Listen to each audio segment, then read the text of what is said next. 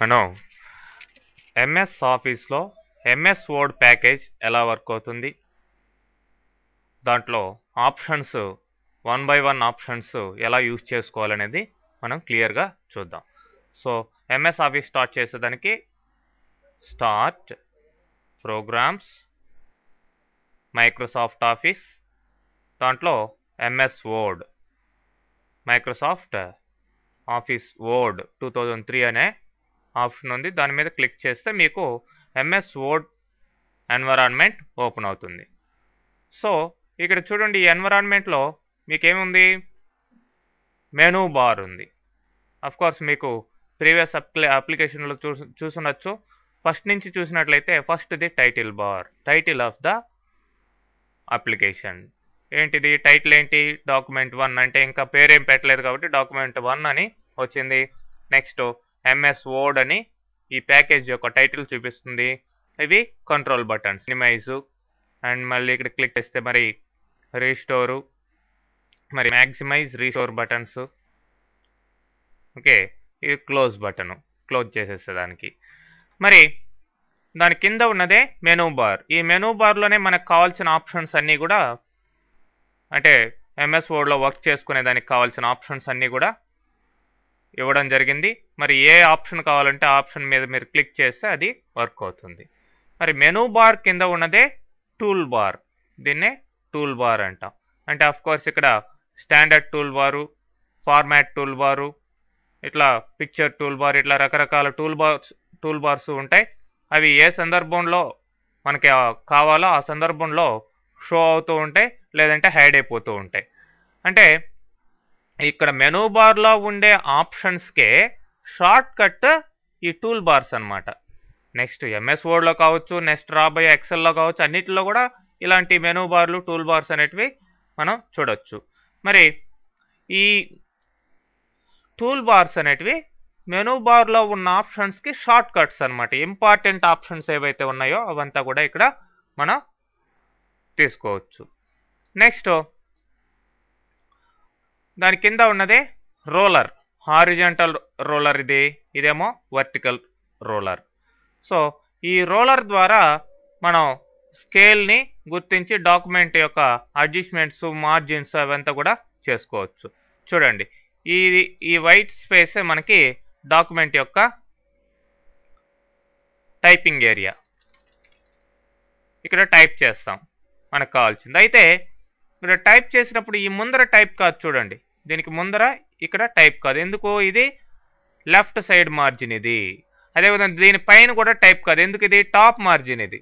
మరి ఈ left side margin adjustment చూడండి, ఈ పైన రోలర్లోకి వెళ్ళి ఈ మార్జిన్ మీద కరెక్ట్గా డబల్ ఆరో వచ్చేటట్టు క్లిక్ చేస్తే ఇక్కడ మాన్యువల్గా కూడా మీరు మార్జిన్ అడ్జస్ట్మెంట్ చేసుకోవచ్చు. మార్జిన్ తగ్గిందా లెఫ్ట్ సైడ్ మార్జిన్, అట్లనే టాప్ మార్జిన్ తగ్గించుకోవాలంటే ఇక్కడ పెట్టి క్లిక్ చేసి ఇట్లా డ్రాగ్ చేసుకోండి.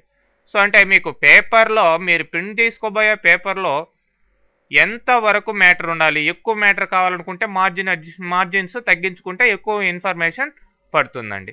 సో అదేవిధంగా మీకు రైట్ సైడ్ మార్జిన్ కూడా ఉంటుంది. ఈ స్క్రాల్ బార్స్ ద్వారా ఎలా ఇటు సైడ్కి వెళ్ళినట్లయితే మీకు రైట్ సైడ్ మార్జిన్ చూడండి, అంటే ఇక్కడ దాకే టైప్ అవుతుంది అనమాట, ఈ స్పేస్లో టైప్ కాదు.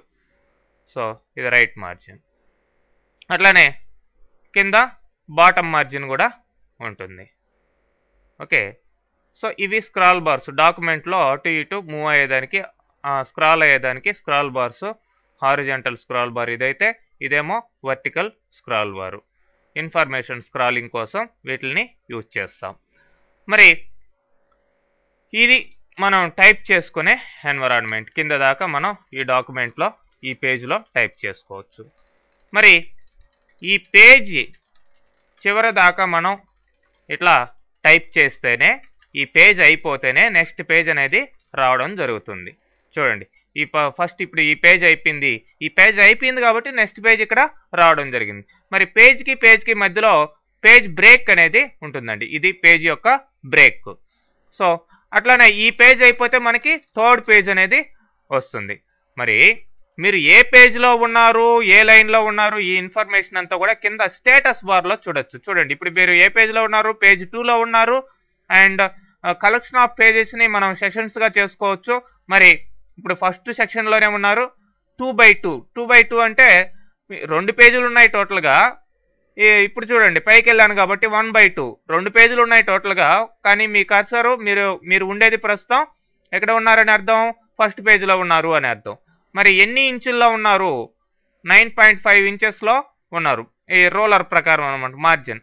ఎన్నో లైన్లో ఉన్నారు, ఎన్నో కాలంలో ఉన్నారు, ఇవంతా కూడా మీకు క్లియర్గా చూపిస్తూ ఉంది స్టేటస్ బార్.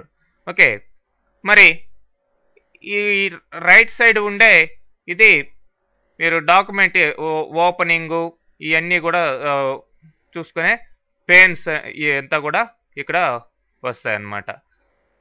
సో ఓపెన్ అయితే ఇక్కడ ఆల్రెడీ ఉన్న వాటిని ఓపెన్ చేసుకోవడం, ఇట్లా రిమైనింగ్ వెబ్ రిలేటెడ్ ఆప్షన్స్ ఇవన్నీ కూడా కొత్త డాక్యుమెంట్ని ఓపెన్ చేసుకోవడం, ఆల్రెడీ ఎగ్జిస్టెడ్ డాక్యుమెంట్ని ఓపెన్ చేసుకుని ఇట్లా బ్రీఫ్ ఇన్ఫర్మేషన్ దీంట్లో ఇవ్వడం జరుగుతుంది. దీన్ని క్లోజ్ చేస్తే మనకి ఫుల్ పేజ్ అనేది కనిపించడం జరుగుతుంది. ఓకే, సో ఇది ఎంఎస్ వర్డ్ యొక్క ఎన్విరాన్మెంట్.